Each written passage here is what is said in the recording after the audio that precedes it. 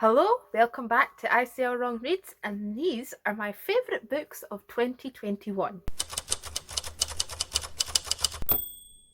So 2021 kind of went in with a immediate fastness and also somehow dragged at the same time.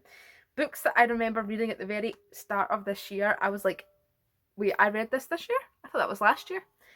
So it was very interesting going back over my previous books that I've read and seeing which ones I enjoyed the most out of my list. So I ended up having 17 5-star rated books, which I narrowed down to 5 of my favourites.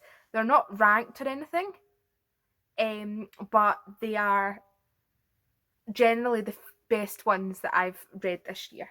So I'm going to start off with a classic that I meant to read this book for years before I actually did, but something put me off. I think I kind of misunderstood generally what it was about, and therefore when I ended up reading it, I was like, this is nothing like I thought it was, and I absolutely fell in love with it. And that was Jane Eyre by Charlotte Bronte. So this book, I thought it was about completely something different than it was. But what it is about a young girl who gets sent to a kind of school thing and raised away from her family because her aunt kicked her out. And then she, after graduating, goes to become a governess for a young girl who lives with her guardian, Mr. Rochester. Oh, goodness me, I struggled to get that word out. And then essentially they fall in love with each other, but then stuff happens and he's got a wife in the attic who's nuts, and it's all drama, that sort of thing. It's very Gothic. It's very fun to read. I really like Gothic literature, especially this kind of esque of kind of being isolated in a house sort of Gothic kind of novel stuff. So, I'm not really explaining this very well, I do apologise. But that was one of my very first book this year that I gave 5 stars.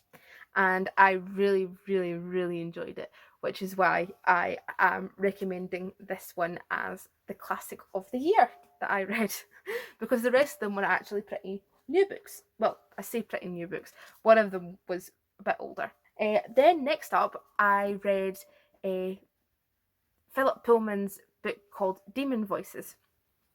So Philip Pullman writes one of my favourite series of all time, and that was his Dark Materials. So The Golden Compass or The Northern Lights, The Amber Spyglass and Subtle Knife. And they are one of my favourite books of all time. I really adore it. So when I had the chance to read a kind of non-fiction book of kind of essays and speeches that he gave, I'd absolutely jumped at the chance, and I very much enjoyed this.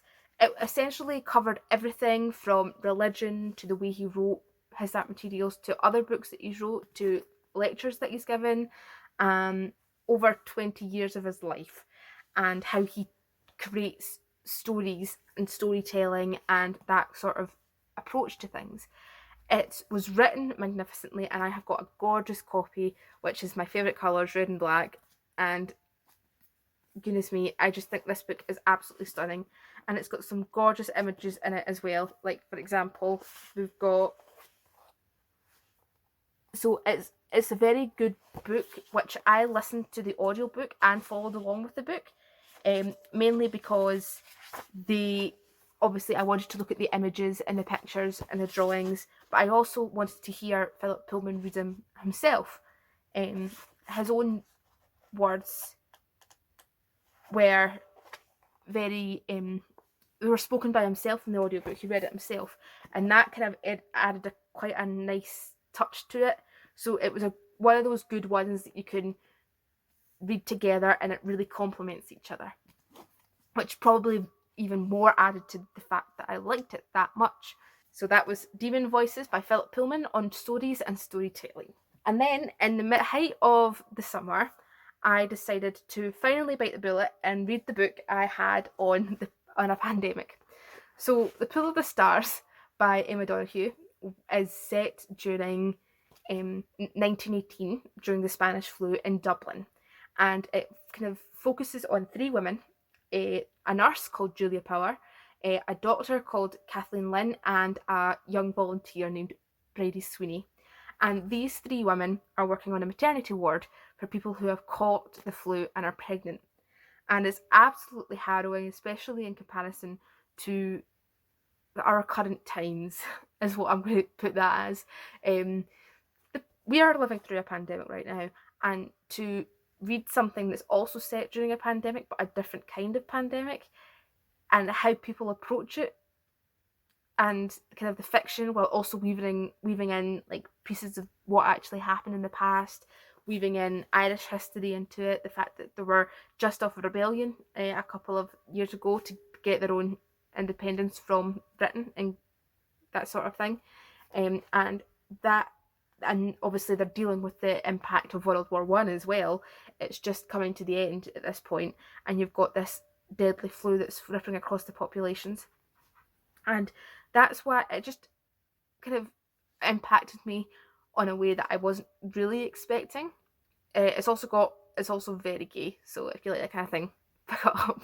Even though it is a bit dark, I will warn you there.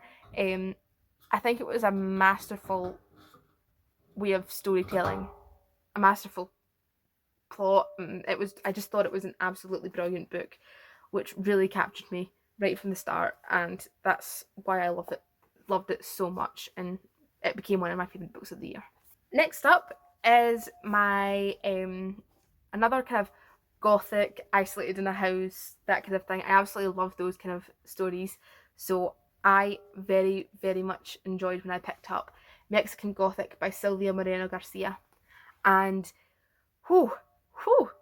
this book caught me and I loved it.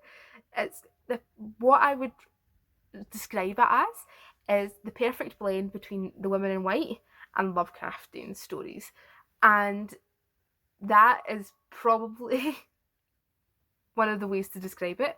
It's essentially about a young woman, a socialite in Mexico, who receives a letter from her cousin asking to be rescued from her husband and his house. So basically, she goes to his house and tries to figure out what's going on. And it's one of these stories that is kind of rooted in kind of using culture differences, racism, isolationism, that sort of thing, to portray a kind of horror that's very acute in its like how scary it is.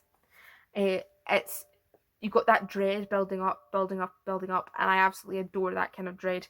That's the kind of horror that I enjoy. So this is a really good book. It's also one of my favourites of the year, hence why it's in this video.